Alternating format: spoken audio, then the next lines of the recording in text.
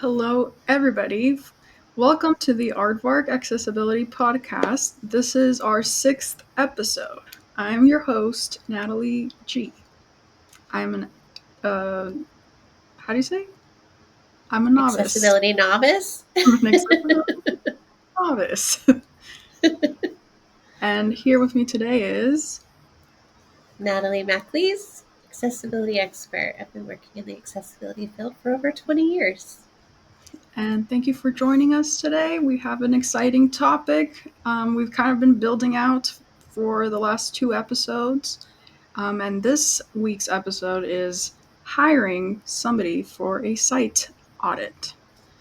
So, Natalie, do you want to walk us through all the important notes and all the important things we need to know when hiring for an accessibility audit? Sure.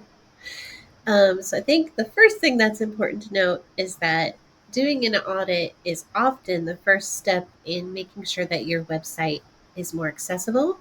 But it's important to note that doing the audit by itself doesn't accomplish anything for improving the accessibility of your website.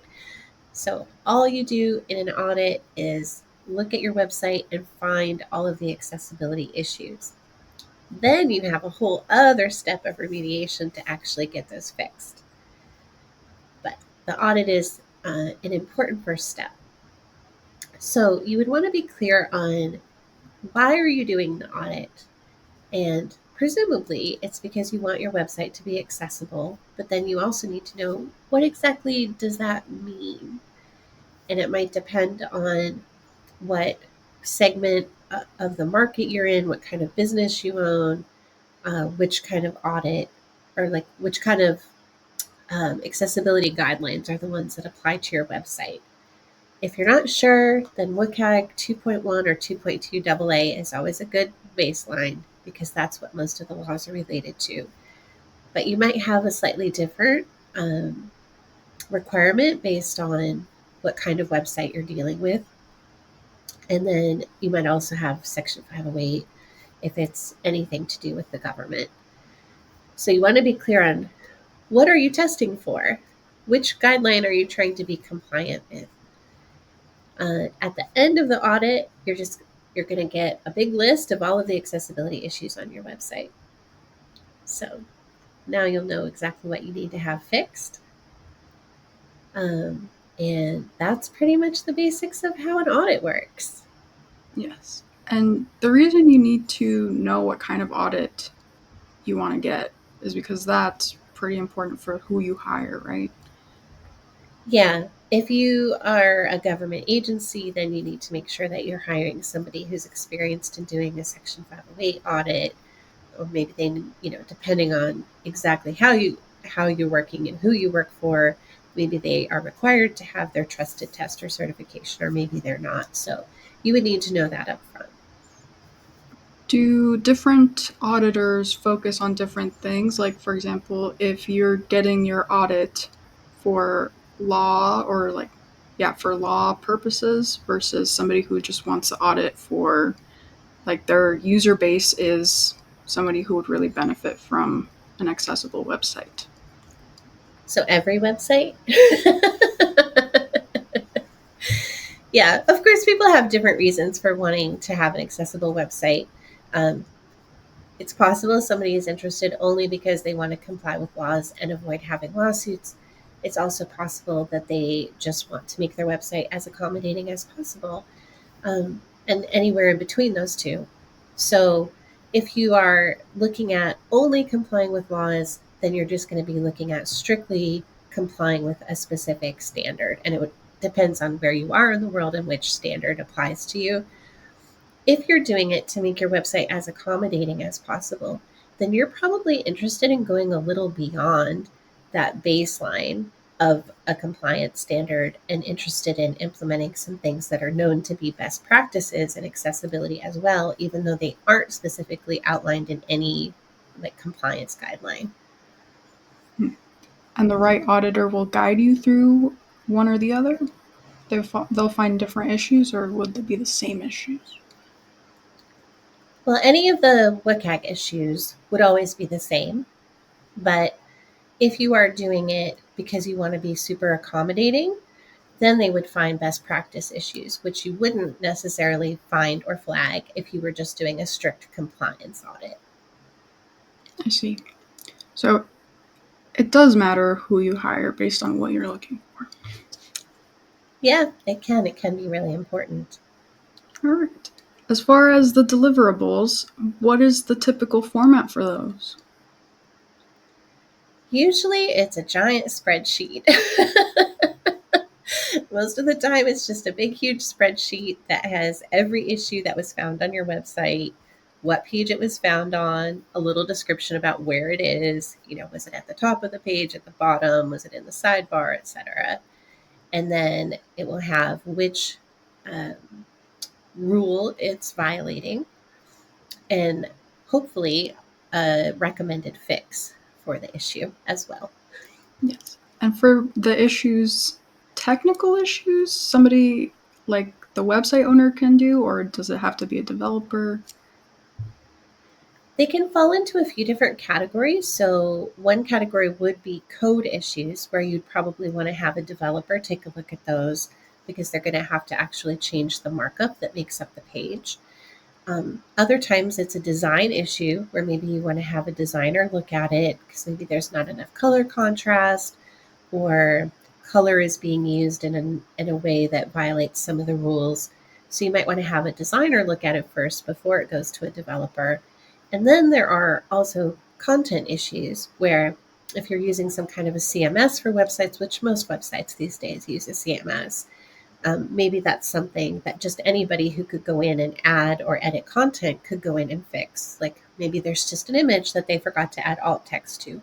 You don't need a developer to do that kind of thing. The CMS tool should let you go ahead and go in and do that in a pretty easy to use interface. The accessibility issues belong to the whole team, is what you're saying. They do belong to the whole team. Accessibility is everyone's responsibility. Where do we find somebody to audit our websites? There are some directories online of accessibility professionals. So if you don't have anybody to make a referral for you, that would be a good place to get started. I know IAAP maintains a directory, and there's a few others as well. That would be a good place to get started. There are accessibility communities online where accessibility professionals hang out. You could always go in there, ask around. Or you could get recommendations from somebody else who's had an audit done or had an accessible website built or anything like that. Those are often the best way to get them, is if you know somebody who hired somebody to do it previously that they were happy with. That's always a good place to find a recommendation. Right. For the communities, would you say like Reddit? There is an accessibility subreddit that is decent. And I do see people in there occasionally asking for some help. I would be careful, of course, with just a public forum like that. I'd be careful with who you hired. I want to make sure that you vet them, check their references. You can always ask for a sample of a previous audit that they did. Um, and if they're concerned about privacy, right, they could just delete the column that has the website URLs in it, just so that you could kind of get a feel for what kind of issues they found and what kind of comments they made on them. So you'd want to be careful about who you hire, but that's definitely one place that you could find them. And then there are some more, Reddit is just open to anybody. Anybody can just stumble along and join Reddit. There's some other communities that I think are more professional and more focused on accessibility professionals, where you still always, of course, want to be careful and vet who you hire, but I think you could be a little more confident about the people who spoke up in one of those more professional communities. I've heard you talk about your accessibility Slack communities. Are those Yeah. open to the public? Yeah, the web accessibility Slack that I belong to is the one founded by Marcy Sutton, and they have unfortunately had to close down the public just being able to join because they were having some spam issues. But if you know somebody who's in there, they can invite you directly. If you just do a random Google search for some accessibility information and you find somebody with an accessibility blog, chances are they're in that community. It's a pretty robust community that I think has a lot of very recognizable names from the accessibility world. I see. So ask for an invite and they will most likely invite you too. And then you can ask them if they recommend anybody to audit. Yeah, you can always ask for recommendations too. I think Mhm. especially on LinkedIn is a good place to ask for professional recommendations like that from just your network. I see. Would you recommend searching on LinkedIn? You could definitely give it a try. I've seen a lot of people have their IAAP certifications as part of their name on LinkedIn. So you could even search by one of those specific certifications. Perfect. So, speaking of certifications, is there any credentials that we should be looking out for when hiring an auditor? So no industry standard for credentials. Unfortunately, that would make things really easy, wouldn't it? But there are a handful. If you are in a place where you are working for a government agency and you want to find a trusted tester, you would definitely want to look for that trusted tester certification in the United States. You can also look at the IAAP certifications. They're not perfect, but they're at least a good indicator that somebody was able to pass a test and has demonstrated at least a good level of knowledge of accessibility. There is the WAI has a certification, although that one I would not say would not qualify people to do audits if that was all that they had, was that certification. So there's a few of them, but I definitely wouldn't make that a requirement, um, and say I'm only going to hire somebody who has this specific certification. I wouldn't make that a requirement unless it was a legal one for trusted tester. For price ranges for an auditing project, what is the typical range? It's going to really depend on what kind of website you have and how complex it is. So, usually, an auditor is going to look at how many pages your website has and then how complicated they are. A single page could take from anywhere from, say, 15 or 20 minutes if it's a relatively simple page. It could be audited pretty quickly if it was just like a header, footer, and paragraph of text, right? That's going to go pretty fast, especially if the header and footer are simple.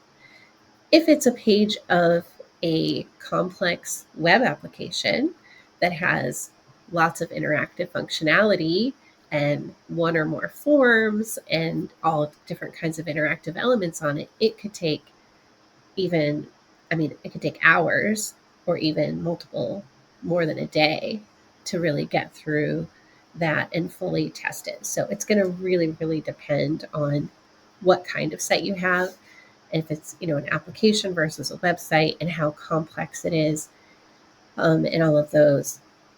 There's a lot of gray area in there.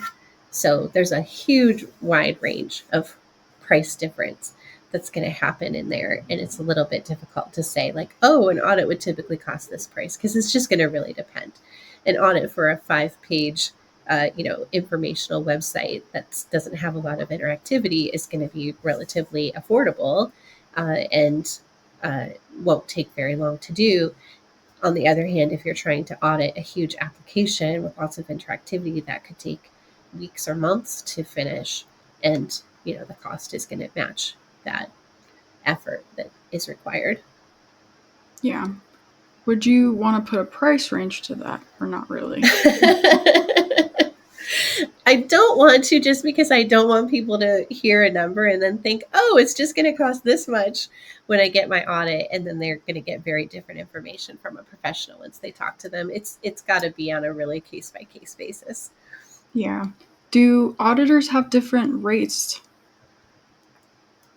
Of course, yeah. And, there's auditors in all different parts of the world. So if cost is a concern for you, you could look at hiring somebody in an area with a lower cost of living, because their rate is, of course, going to be lower than if you hire somebody in a higher cost of living area. It's one of the advantages of having a worldwide market available for us, is you can look around and find people.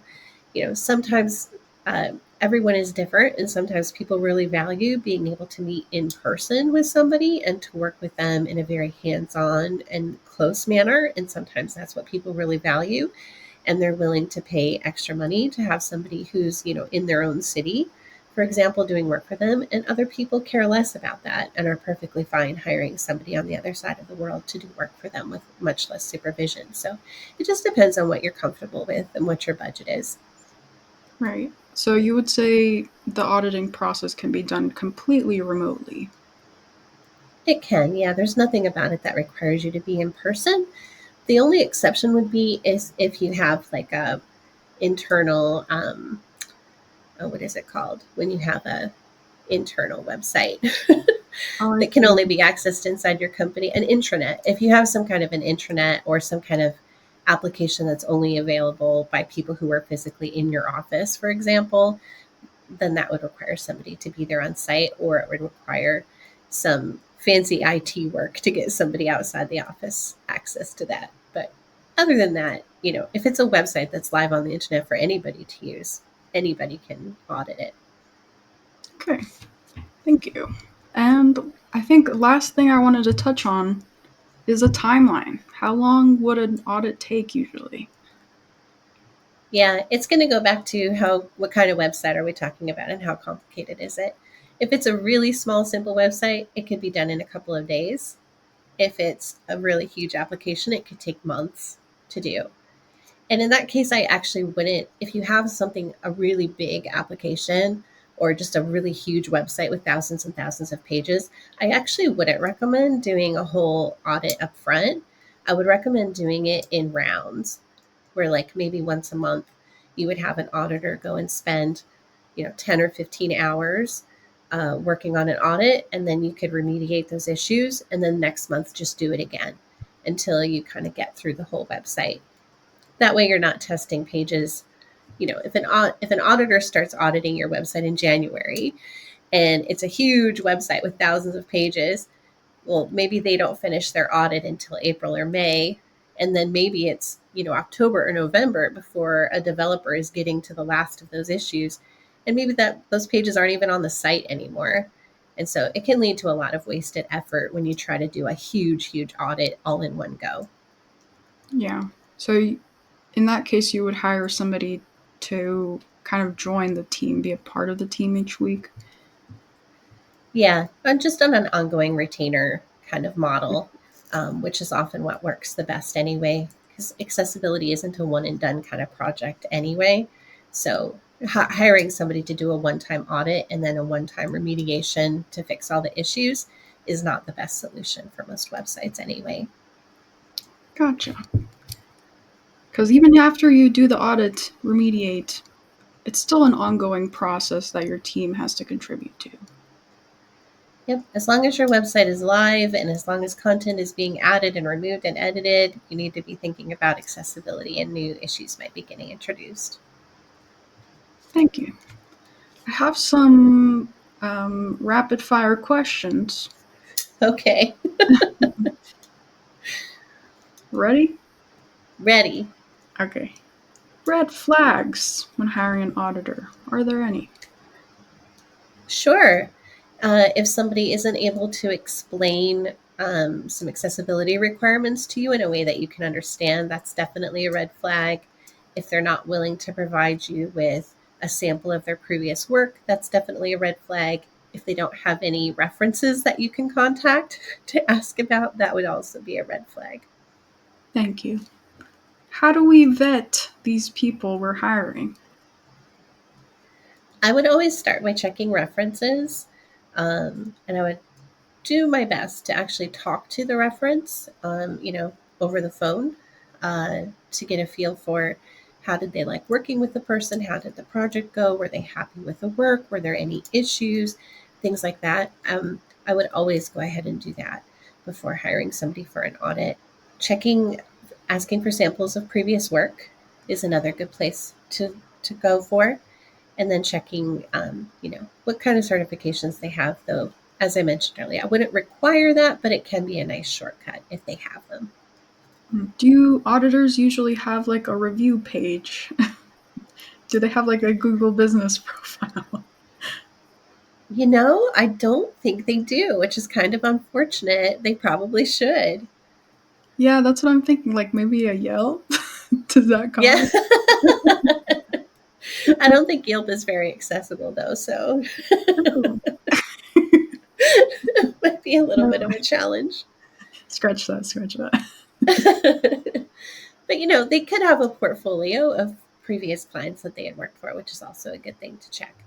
But you can't just take somebody's word for it. You want to actually check with those companies and make sure, did this person work for you and were you happy with them? Okay. Do they usually have websites? Yeah, I would say most accessibility professionals have a personal website. Okay. Next, do web agencies do accessibility work? They might, but not all of them will. Not all of them are going to have somebody on staff who has accessibility experience, but some of them do. So it could be, if you have a web agency that you've worked with already, it could be worth checking with them. And even if they don't have somebody on staff, they may have somebody that they work with and collaborate with on a regular basis. Thank you. How do you prepare for an audit, if anything? Really, there's not much for you to do as a website owner to get ready for an audit, aside from maybe do a little bit of research and figure out which guidelines apply to you. Oops. And it's not even strictly necessary that you know that, because the person that you hire should be able to guide you in figuring out which guidelines apply to you. Okay. I think we kind of covered this already. Do you need a follow-up audit? It's a good idea, because websites change all the time, to plan on doing one on a regular basis. And exactly how often you do that depends on how big your website is and how often it changes. You might decide that you want to do one every 6 months or every year or every other year. I wouldn't say any less often than every other year. But then also, you could be in a situation where you have an accessibility professional on retainer anyway, who's going to be looking at your website every month. So if you're in that situation, you have somebody kind of taking a look at everything every month anyway, and that would be good enough. All right. Last question. Should auditors also be responsible for training your website team? If that's a service that they offer, that's something you could definitely do, but not necessarily every auditor is going to offer that service. They might be able, if they don't offer it themselves, they might be able to refer you to somebody who could come in and offer training for your team. But not all of them would offer that as a service. Okay. I think that wraps up this episode. Thank you so much, Natalie. You are awesome. You know everything. Thank you. You're pretty awesome too. All right, where can we get started with all this auditing stuff, all this accessibility stuff? Where do we go? If you want to get a feel for what kind of shape your website is in now, you can test your homepage for free at aardvarkaccessibility.com. And with that, that is the end of episode 6 of the Aardvark Accessibility Podcast. Join us next 2 weeks. Next week is Thanksgiving. Next week is Thanksgiving, so we'll take a week off and we'll be back in 2 weeks. Yes, but keep an eye out for our shorts and like and subscribe. And this week's pose is going to be searching. We're searching. Searching off in the distance. Do you want to do an extra pose? Do you have any ideas? Let's do slouch. I'm tired. Do slouch.